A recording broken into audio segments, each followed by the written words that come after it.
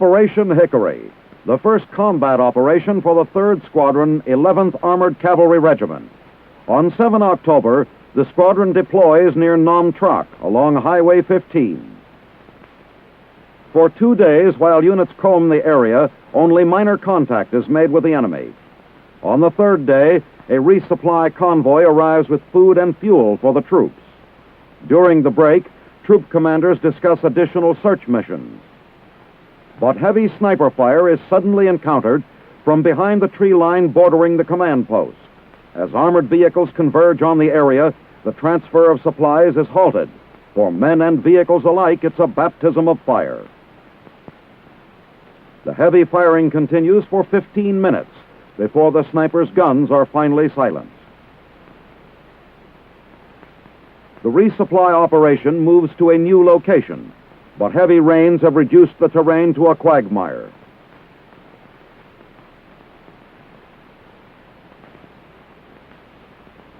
Recovery vehicles are brought into play, and this hapless supply truck, like others, must be towed onto firmer ground.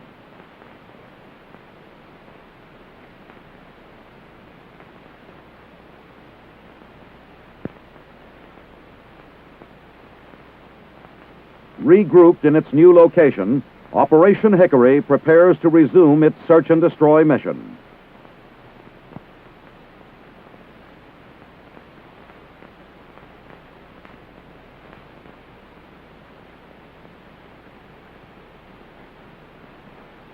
On 15 October, a C-130 carrying members of the 1st Philippine Civic Action Group sets down at Taiwan Airfield 100 kilometers northwest of Saigon. The troops on board are the 2nd contingent to arrive, bringing its total strength in Vietnam to 2,100 men. Activated in July, the group is exclusively concerned with economic and technical assistance to the Vietnamese in areas recovered from VC control. After an inspection by their commanding officer, the men board trucks bound for their company area. The unit's capabilities are primarily in engineering, construction, and medical assistance, but it is fully armed and provides its own security in case of attack. Upon arrival, a briefing is held on the current mission: clearing of an old Viet Cong stronghold, the Ton Dien Forest, for agricultural development by refugee families in the area. First order of business for the new men, however, is setting up a defense perimeter and living quarters for themselves. The opening of the rich forest lands, which will help to raise the living standards of thousands of Vietnamese, is typical of the large-scale civic action this unit will undertake throughout Tây Ninh province.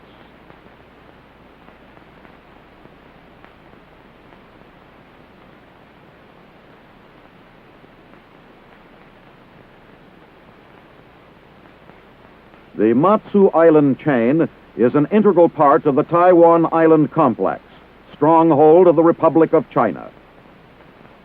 The Matsu chain and the entire Taiwan complex comprise a heavily armed, fortified landmass, virtually afloat off the coast of Communist China, which is visible in the distance. These scenes of the red coastline show Communist sampans just offshore. They were photographed at a distance of 5 miles from Gaodong, nearest of the 9 Matsu Islands. On Matsu Island itself, 2 United States Army advisors and a nationalist officer examine holes created by communist propaganda shells. The round is of Chinese manufacture and probably was fired by a Russian-made 122 millimeter field gun. Only 25 meters from where the shells landed stands the Matsu headquarters of the U.S. Military Assistance Advisory Group.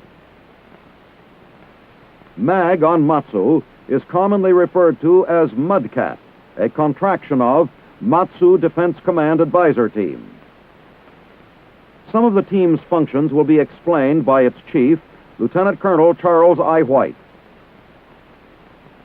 MDCAT has the mission to observe, assist, and advise Matsu Defense Command on the use and maintenance of all equipment in the military assistance program. In addition to monitoring the utilization of equipment, we also frequently check the training of all types of units. As team chief, I also monitor the infantry, artillery, and the air defense artillery units within the Matsu Defense Command. To accomplish this mission, our team consists, in addition to myself, an ordnance advisor, a signal advisor, 3 communicators, an administrative specialist, and lastly but not leastly, a Navy medic. The Matsu Defense Command Cadre School on Matsu Island is one of MDCAT's advisory responsibilities. This class on the M1 rifle is part of the 12-week course that provides instruction and training in the usual NCO subjects, including weaponry, tactics, and leadership. Bayonet drill and karate help sharpen these embryo nationalist non-coms, many of whom will be assigned to units stationed on the other 8 islands in the Matsu complex. The Matsu Defense Command's highly trained, physically toughened troops are part of a well-equipped nationalist armed force that numbers more than 600,000 in the entire Taiwan complex. An ammunition reconditioning center set up deep within a cave for security against communist shelling is another Matsu installation, which receives advice from MDCAT. Maintenance problems on Matsu are compounded by the need to keep ammo in operational readiness at all times, rather than in storage. Civic action is another responsibility of MDCAT. For 2 years, team members have been conducting a twice-weekly physical training program at the Matsu Junior Middle School, attended by children from all 9 islands. While inside the school, other team members conduct English classes 5 times a week. Okay, we're off to New York. Taxi, taxi. Taxi, taxi. Where to, sir? Where to, sir? It will take 20 minutes. It will take 20 minutes. As soon as possible, please. As soon as possible, please. Please. Please. Please. Please. Please. Please. Good. However, it is with Nationalist Army personnel that U.S. advisors devote their most intensive efforts. These scuba divers, participating in a beach landing exercise, are members of an amphibious reconnaissance company assigned to the Matsu Defense Command. As other members of the company wait offshore, the 2 scuba divers crawl onto the beach to make a reconnaissance. This exercise is only one example of the exceptionally varied training being given to nationalist soldiers on Matsu. And MDCAT is helping to improve the combat readiness of these already capable troops. At this radio station, MDCAT frequently advises broadcast specialists under contract to the Matsu Defense Command. Here, they beam propaganda to the Chinese mainland. 我之所以要把它分为3种，在这哈呢，和各位谈的时候呢，是比较容易了解。暴露了一个事实，那就是生活在大陆上的你们，都希望过和平安乐的日子，跟泰国政府和人民间的了解与合作，使两国间现有的友好关系更加巩固。Another form of psychological warfare originating on Matsu is the use of propaganda balloons. Boxes of leaflets are attached to some to be released over the mainland by a timing device. Scarce items such as clothing, ballpoint pens, and toothpaste are also included in the propaganda payloads. Soaring across the Taiwan Straits, they are yet another means of informing people on the mainland that the free world offers a more plentiful way of life.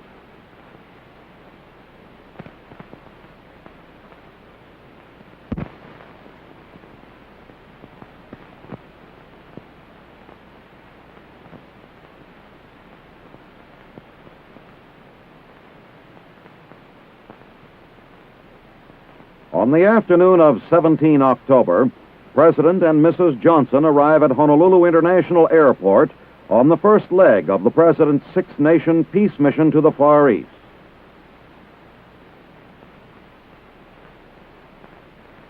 Amidst the famed hula dancers of Hawaii and bedecked with flower leis, the President and First Lady receive a tumultuous welcome. In a short address to the civilian and military dignitaries and the thousands of Hawaii's citizens who have come to the airport to greet him, Mr. Johnson expresses his and Mrs. Johnson's appreciation for Hawaii's warm reception.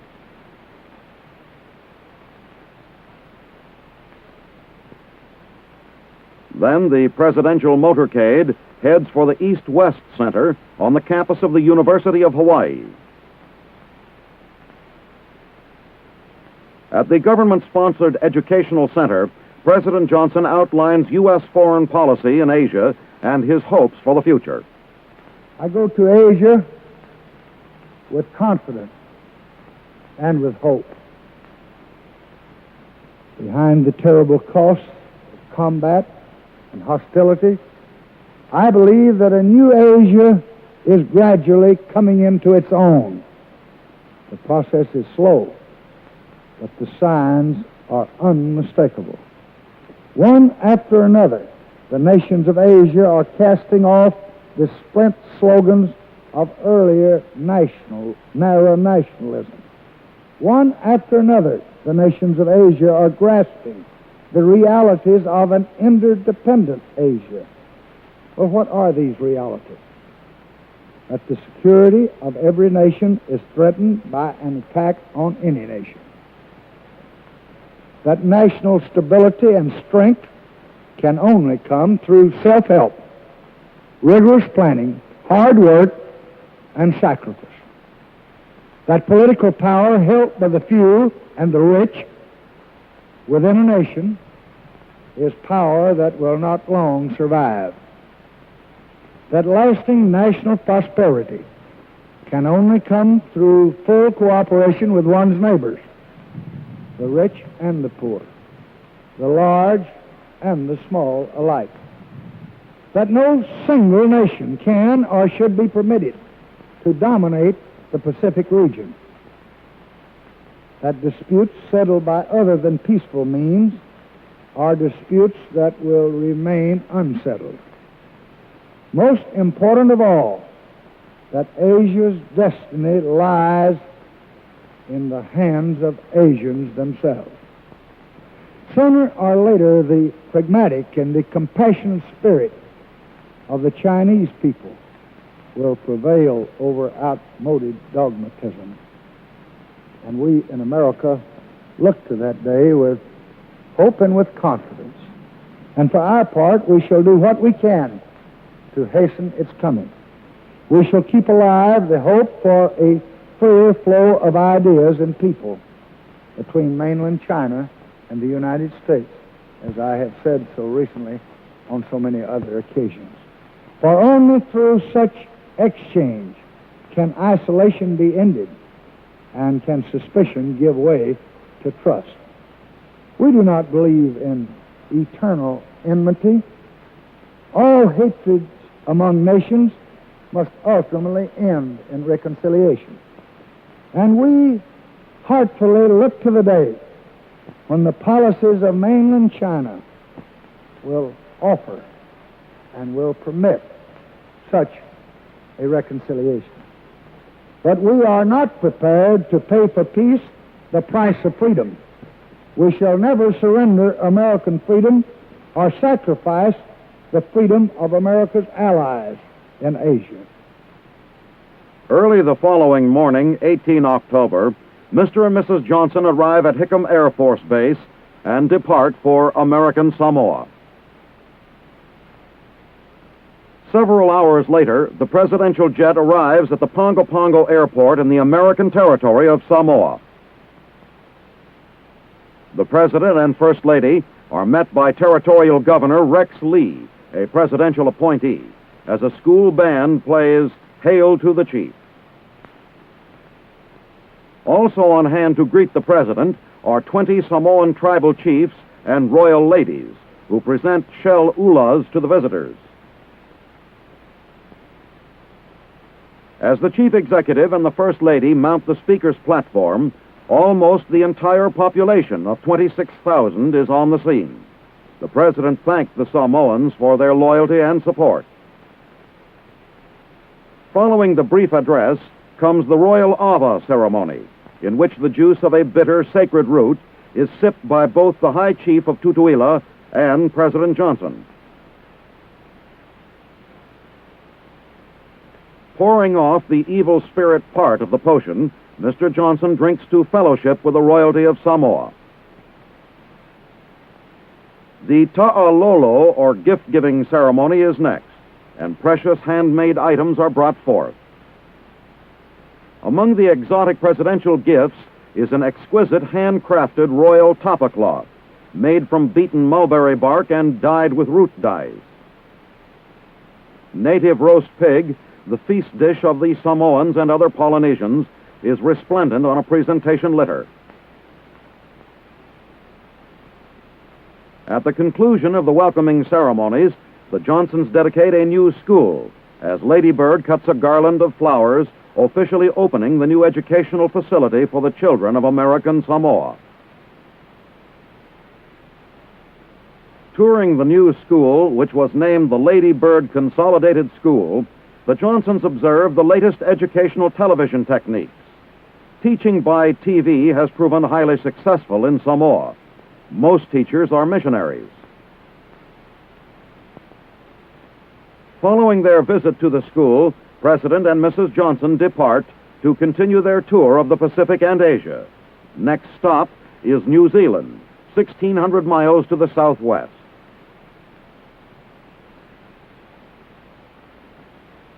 By 16:30 hours the following day, 19 October, the presidential party is arriving at Wellington Airport aboard a Royal New Zealand Air Force DC-6 after a short hop from their landing point at Ohakea Military Base.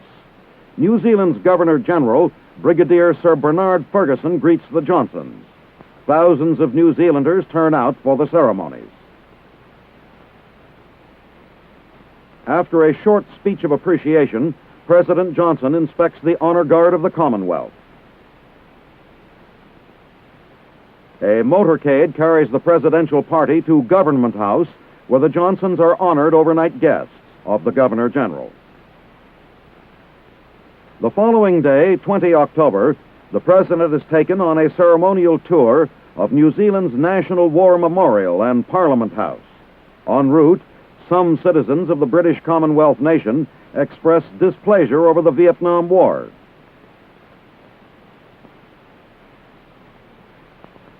But there are many supporters of President Johnson's policies as well, and his welcome is enthusiastic and warm. Surrounded by members of the Parliament, Mr. Johnson visits that historic building. The whirlwind tour of Wellington continues as President Johnson comes to the Civic Square. Here, the Chief Executive is greeted by Wellington's Mayor, Sir Francis Kitts and Lady Kitts. A host of city dignitaries cram the reception line as thousands of New Zealanders look on. Strolling through the square with Mayor Kitts, the President pauses to admire the beautiful tulip beds.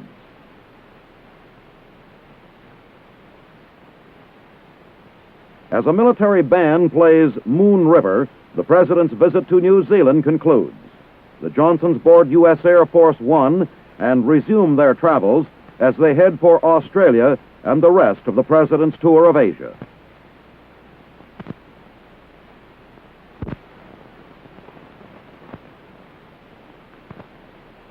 At one of the largest Army installations in the South, Fort Benning, Georgia, Air Force pilots of the 49th Combat Crew Training Squadron are being trained by the Army to fly an Army aircraft, the CV-2 Caribou.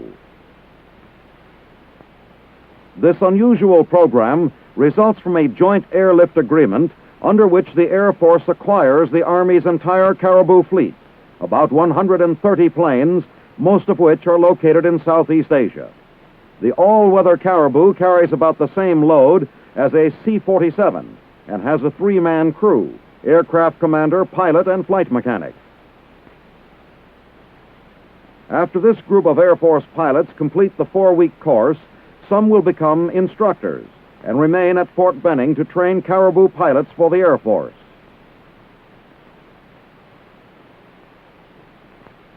A member of an Army Pathfinder unit calls in clearance, and a Caribou comes in for a low-lex or low-level extraction drop. This technique is similar to LAPES, the low-altitude parachute extraction system used by the Air Force. Moving upstairs, the Air Force pilots check out in heavy equipment drops. By the end of this year, when the Caribous will be officially transferred to the Air Force, the TAC squadron at Fort Benning will have trained enough combat-ready flight crews to man them.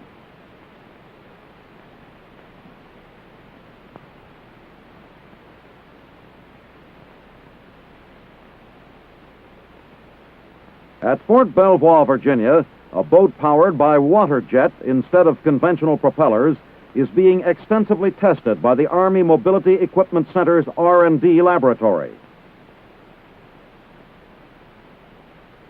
Designed to increase mobility in swamps and shallow waters, the fully loaded craft can move at 20 miles an hour over water only 9 inches deep. With lighter loads, it can make up to 30 miles an hour. Driven by a gasoline engine, the propulsion unit forces out a powerful jet of water beneath the surface. A special weed-cutting mechanism prevents fouling and permits operation in waters clogged with vegetation. Because there are no propellers, men and equipment can be landed on shallow water beaches.